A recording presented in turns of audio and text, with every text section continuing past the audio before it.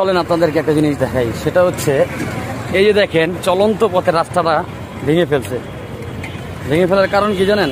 ভেঙে ফেলার কারণ হচ্ছে ওই যে দেখেন পানিগুলো বেরোচ্ছে, সুয়ারেজ লাইনের পানি বের হয়ে রাস্তায় ভরে যেতেছে। দেন রাস্তার থেকে পানিটাকে নিষ্কাশনের জন্য এই রাস্তাটাকে ভেঙে সুন্দর এই সুন্দর পথ ফুটপাতের এই রাস্তাটাকে ভাঙা তারা কি করছে দেখেন পানি যাওয়ার ব্যবস্থা করছে, যাতে পানিটা এখান থেকে যায় এখানে আসতে পারে।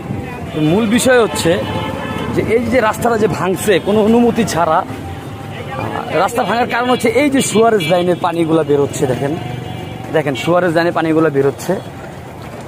যেই জায়গায় তারা ব্যবস্থা করবে এই পানিটা যাতে সুন্দরভাবে পাইপের মাধ্যমে যেন ওই খালে পৌঁছায়, তারা শর্টকাটের জন্য তাদের খরচ হবে দেখা পুরা এলাকার পানিগুলা এই যে মেনহলে আসে এবং এই মেনহল থেকে রাস্তায় যায়, রাস্তা ভাইসা যায় দেখে তারা এই রাস্তাটাকে ভেঙে এই যে ওই যে দেখেন রাস্তাটাকে ভাঙা তারা পানিটাকে মানে কমানোর জন্য আর কি রাস্তায় ভেঙে দিছে।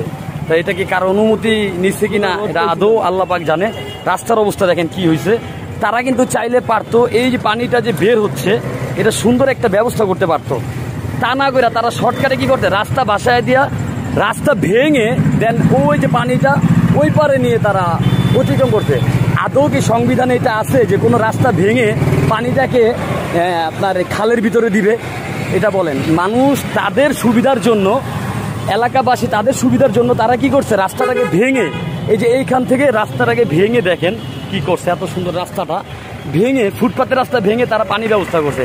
তা প্রশাসনের দৃষ্টি আকর্ষণ করছি, এটা যদি অনুমতি ছাড়া এই রাস্তাটাকে ভাঙা হয় অবশ্যই শাস্তির আওতায় আনা হোক। আমি এটাই বলছি। এটা দক্ষিণ যাত্রাবাড়ির কবরস্থান রোডের পার্শ্ববর্তী এরিয়া। আমি বারবার বলে দিছি, এটা প্রশাসনের দৃষ্টি আকর্ষণ করছি। এটা কি সঠিক কিনা যে এলাকাবাসীর প্রয়োজনে রাস্তায় পানি বের করে দিবে সুয়ারেজ লাইন, তাদের মেন হল ভরে গেছে পানিতে, তারা কি করছে এই মেন হল ভরে যাওয়ার পরে তাদের লাইনের সমস্যা হওয়ার কারণে এই পানিটা রাস্তায় চলে আসছে। ইভেন রাস্তার তো ক্ষতি হয়েছে, বড় ক্ষতি করছে তারা ওই ফুটপাথটা ভেঙে। আমি প্রশাসনের দৃষ্টি আকর্ষণ করছি। আমি বিদায় নিচ্ছি এই জায়গা থেকে।